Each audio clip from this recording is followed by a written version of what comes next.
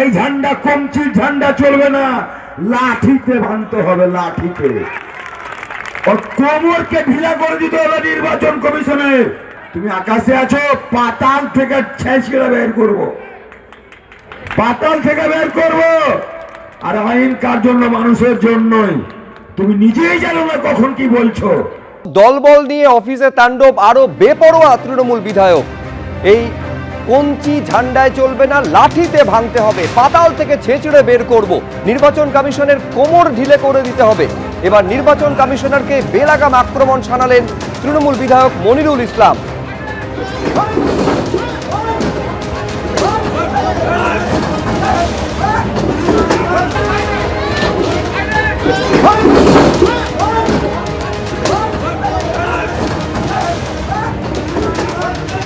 যে ছবি আপনারা দেখতে পাচ্ছেন সেটা হচ্ছে 14 তারিখের ছবি, যখন বিডিও অফিসে এসআইআর এর শুনানি পর্ব চলছিল।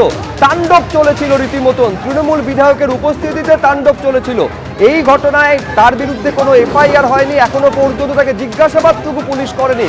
তারপর এক সপ্তাহ কাটলো না, এবার সরাসরি নির্বাচন কমিশনারকে নিশানা করলেন মনিরুল ইসলাম। কি বলেছেন একবার দেখুন। এই ঝান্ডা কমচির ঝান্ডা চলবে না, লাঠিতে ভাঙতে হবে, লাঠিতে। কোমরকে ঢিলা করে দিতে হবে নির্বাচন কমিশনের।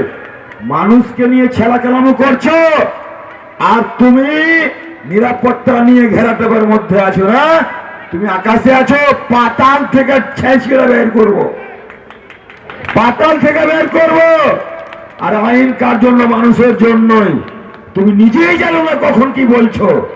তাই একটা একটা করে আমাদের সংবিধানের উপরে, আমাদের সুপ্রিম কোর্টের উপরে আমাদের আস্থা রাখতে হবে। একটার পর একটা গালে থাপ্পড় করছে বিজেপি। বিজেপিকে খুশি করতে গিয়ে আজকে বাংলার 12 কোটি মানুষকে হেনস্থা করছে। তাই এই নির্বাচন কমিশনের এখান থেকে আমি বলতে চাই, ওনাকে পদত্যাগ করা উচিত। ভাঁড় হয়ে গেছে, গাদ্দার হয়ে গেছে, অযোগ্য লোক। তাই সামনে দিনে আপনারা প্রস্তুত থাকুন।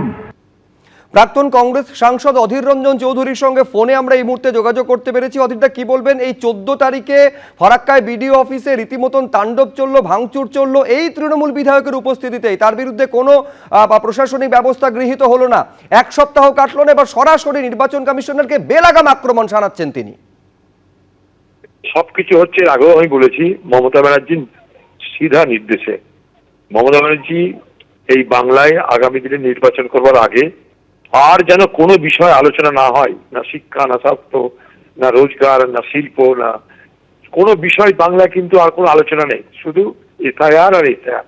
অর্থাৎ বাংলার মুখ্যমন্ত্রী আজ সাধারণ মানুষের মৌলিক সমস্যাগুলো থেকে মানুষের নজরকে পুরোপুরি সরিয়ে নিয়ে গিয়ে এক অদ্ভুত এক বাতাবরণের মধ্যে দিয়ে আমাদেরকে ফেলে দিয়েছে বাংলার সাধারণ মানুষকে, যেখানে মনে হচ্ছে যে এসআইআরই আমাদের জীবনের ভালো মন্দ, সুখ দুঃখ সব নির্ভর ঠিক করবে। আরে ভাই, এসআইআর যাতে ঠিক মতন হয়, যেখানে যেখানে গাফিলতি, তোমরা সুপ্রিম কোর্ট গেছো, সুপ্রিম কোর্ট আমরাও গেছি, আমরা রাস্তায় প্রতিবাদ করেছি, রাহুল গান্ধী প্রতিবাদ করেছে, আবার দরকার হলে আবার প্রতিবাদ হবে, আবার কোর্ট হবে, সবকিছু হবে। কিন্তু পশ্চিমবঙ্গের তৃণমূলের পক্ষ থেকে এত তর্জন গর্জন এখন হচ্ছে কেন? যখন এসআইআরটা শুরু হয়েছিল তখন তো বাংলার মুখ্যমন্ত্রী বলেছিল করতে দেবো না, রক্তগঙ্গা বইয়ে দিব, সবকিছু হয়ে যাওয়ার পর এখন তখন বলছে যে এসআইআর কে উপরে জয় হয়ে গেল আমাদের। কালকেই তাদের দলের খোকাবাবু বলছেন এসআইআর নিয়ে জয় হয়ে গেল। তারপর তৃণমূলের লোকেরা আবার কেন ধমকাচ্ছে স্যার এসআইআর করতে দিয়ে, এসআইআর নামে নির্বাচন কমিশনকে যারা কাজ করবে তাদের উপরে। আমার মনে হচ্ছে পশ্চিমবঙ্গের তৃণমূল সরকার এবং তৃণমূল পার্টি যেমন তেমন করে এই নির্বাচনটাকে বিঘ্ন করবার একটা পরিকল্পনা আছে, সেখানে যাতে শহীদ হয়ে যাওয়া যায় তার একটা চিন্তা ভাবনা মাথায় আছে। এবিপি আনন্দ, এগিয়ে থাকে, এগিয়ে রাখে।